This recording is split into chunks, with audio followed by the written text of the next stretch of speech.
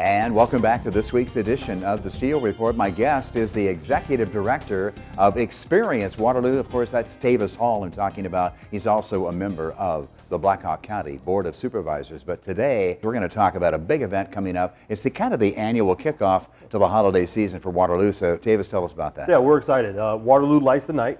It is Saturday, November 30th. Starts at 6 o'clock, goes till 8 p.m.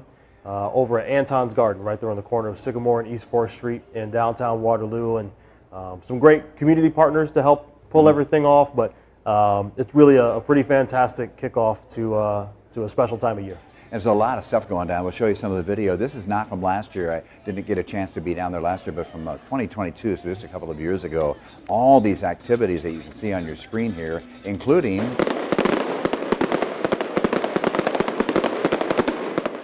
fireworks. What else do you have going on? Yeah, we've got fireworks. We've got, of course, Santa comes by and makes an appearance, and tree kids lighting. Get to give him a little love. Yeah, the tree lighting really sets everything off.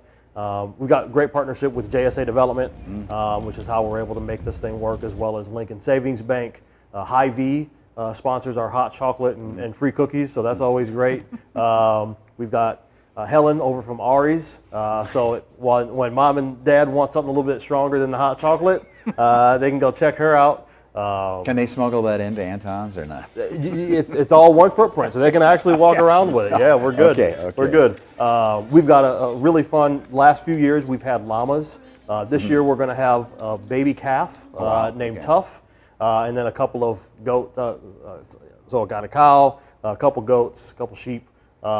So Santa's stable is the area that we're calling that. So encouraging folks to come through. We've got a great partnership with Friends of the Family. So if folks have any toys that they want to bring for families in need, they're a great organization to partner with.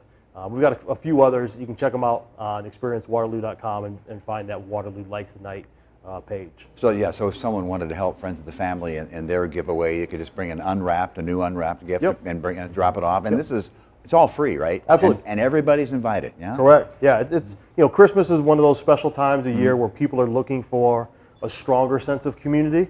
And so, for us to be able to host that kickoff for the season, we're really excited and proud of what we're able to put together. No return of Hall on the Wall. I'm so disappointed. He's at least taking a sabbatical. Okay, a sabbatical. Our mission is to promote and enhance the Waterloo experience. And so we're really proud to be able to, of course, bring this event and My Waterloo Days, and then partner with a lot of the other organizations, Main Street, a lot of the festivals.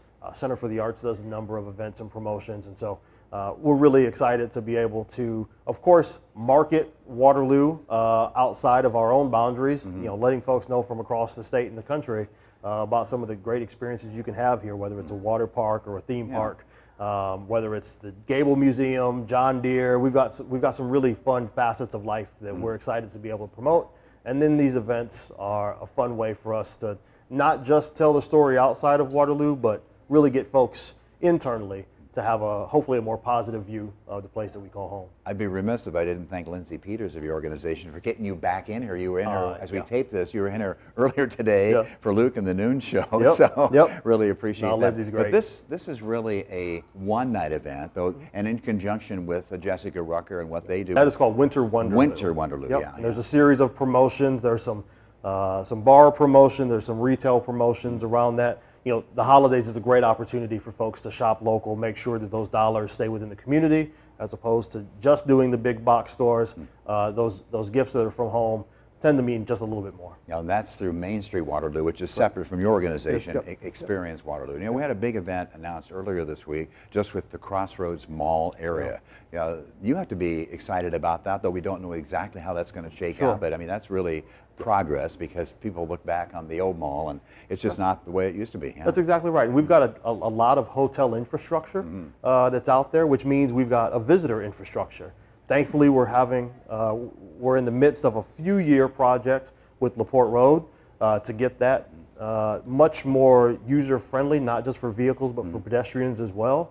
And so to have a district like the Crossroads District have as many hotel rooms, it's about 1,000 rooms that are available out there once we start to have events that fill up, especially with our court work facility that's happening in Waterloo, a couple of the other really fun pieces for us to have an ability to capture some of the retail spend from those visitors is a huge opportunity for the community in terms of taxes, of course, sales tax, but also, when you've got visitors that help patronize businesses, that helps keep the doors open for some of those places that really sort of help define who we are as a community with those small businesses. We are in the process of strategic planning. We're going to have 2 new supervisors. So there'll be 4 of us. A new sheriff? 3 of us within a first term, and that's a rare opportunity. I think for the board to switch perspectives. Every time you get somebody new, there's a different dynamic. But I hope that the dynamic that's cultivated with the Board of Supervisors is one that's really focused on building community, that is asking the question of how can we versus why would we.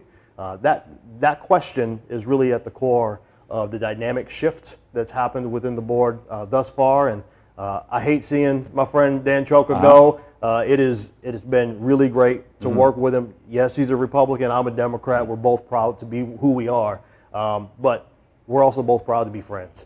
And Dan has been a really great partner in helping move forward some positive, forward-thinking, small p progressive, not necessarily politically progressive, but certainly things that have helped make community stronger. To lose a partner there, regardless of the letter behind his name, and then just a good dude, right? A guy to have a coffee with or something a little stronger with. Dan's always been, even back to my time when I was at Main Street, he was with the police department. He's always been just a good person, someone I would consider a friend. So I look forward to visiting him in Colorado. But moving forward, I think we're going to be able to do some really important, impactful things. I think a local preference policy when it comes to bidding, to make sure that county dollars that are spent, that we're giving some stronger consideration for those businesses that are calling here home. But then also things like a strategic plan. We're starting in on that process now, so we'll be unveiling that, really finishing it and unveiling it in 2025 and 26. So we've got some good stuff happening at the county level, and we've really just got good stuff happening across all of our communities in Blackhawk. Okay, well, the main event, of course, coming up here, the 2 days after Thanksgiving, Waterloo Lights the Night once again, so an annual event. You're all invited, and it is free. Tavis, thanks very much. We really appreciate that. We'll wrap things up here on the Steele Report in just a moment.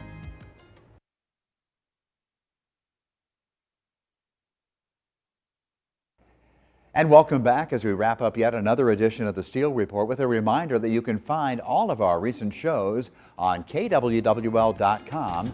Just go to the home page, find the Steele Report tab there, click it on, and there you'll find all of our recent programs on the home page. As always, thanks for watching. We'll see you back here next week.